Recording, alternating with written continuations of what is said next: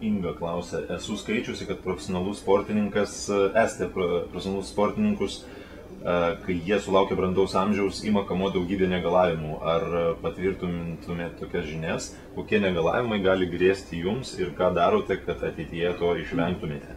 Na, aš dar nesulaukiau brandaus amžiaus, tai pats nepajaučiau tų negalavimų, bet kaip ir kiekviena tokia sunki veikla sportas, tai aišku atsiliepia visų pirmiausia sąnariams, nugarai, bet su nugara turi problemų ir šiai dienai ir nesportuojantys žmonės, ir dirbantis protinį darbą, taigi šitas problemos, manau, tokios ryškiau būna galbūt sąnariam, o šiaip visi žmonės brandžiam amžiui turi problemų.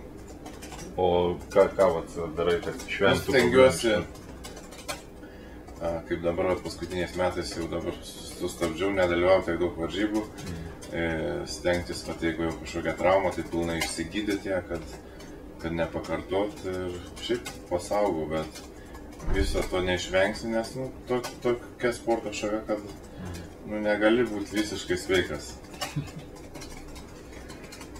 Virginija klausia, esate Arnoldo Švarcnegerio varžybų daugkartinis nugalėtojas. Ar šis kadaise buvęs kultūristas ir aktorius jums yra pavyzdys?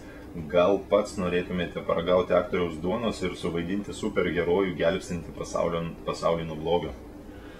Na, Arnoldas Švarcnegeris buvo ne tiek pavyzdys, kaip tuo metu toksai viso jėgos sporto toksai sportininkų idealas, kadangi iš to sporto daugiausiai pasiekia žmogus, tai daugelis, kaip turėjom jo plakatus, nuotraukas ir treniravomės pagal jo metodikas.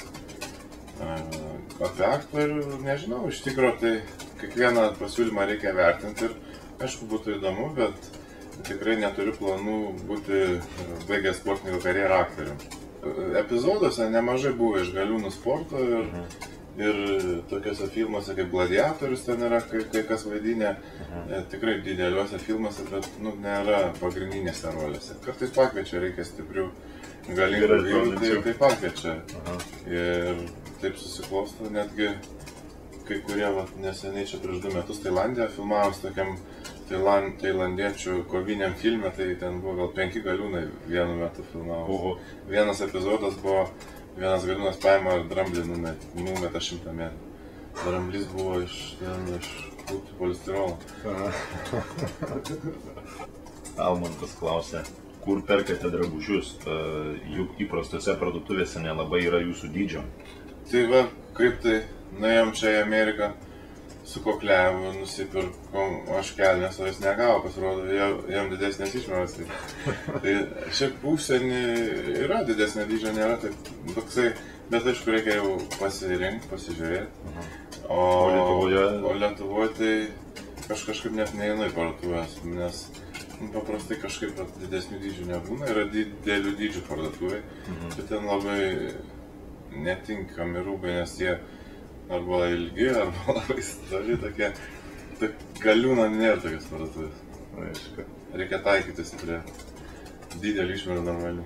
Teko nusvert kokį žmogų, kuris šiukšina ir... Ai, yra tekę kartais nutvert. Tai pravedu paskaitą apie... Kaip sureaguoja? Ai, labai gerai, iš tikrųjų žmonės iš karto susirenka šiukšlės ir gamta tampa gražesnė ir aš noriu tikėti, kad jie ne paskutinį kartą susirinko tas šiukšlės, o jau truputį ir sąmonė atsirado, sąmoningumo, kad kitą kartą galbūt nemestų šiukšlių. O gatvėje taip teko apauklėti kažką? Teko. Iš mašinų, kai mėta šiukšlės. Nu, va čia toks įprotis yra. Jeigu būna raudonas šviesoforas prieki, tai po to niekur nenubėgsi. Andžėjus klausia, kada pradėjote sportuoti ir kaip pavyko užauginti tokį didelį svorį, kokio amžiaus jau pasiekėte maksimumą.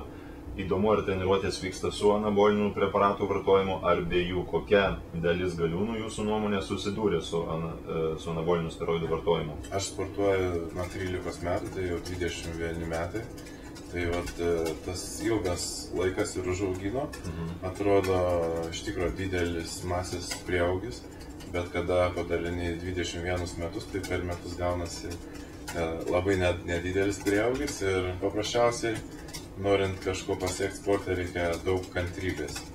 O būna labai daug sportininkų, kurie neturi tos kantrybės, tada jie griebiasi anabolinių steroidų, jie labai greitai tampa stiprus, bet labai trumpam laikui ir po to juos visi pamiršta, nes greitai kilsi, žemai krysi.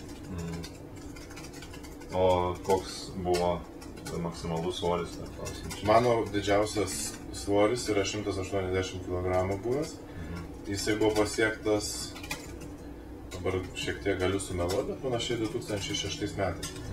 Tai ir dabar jau tikrai šiek tiek mažiau sveriu, netgi stengiuosi 70, 75 varžybose ir padidinti tik tai jėgą, nes raumeninė masė negali didinti be galo daug, nes vis tik tai jau viskam yra ribos. Žygimantas klausia, Žydrūnai, girdėjau, kad netgi būdamas toks stiprus, esi nukentėjęs nuo užpuolikų. Ar tiesa, kad kartą netgi buvai sužeistas peiliu? O čia sumaišė mane su mano kolega Vydu Blekaičiu. Tai jį yra ir peršovę, ir sužeidę, o žmogus dar labiau stipresnis tapo. O man labiau pasisekė, man neteko susidurti nei su peiliais, nei su šautuvais.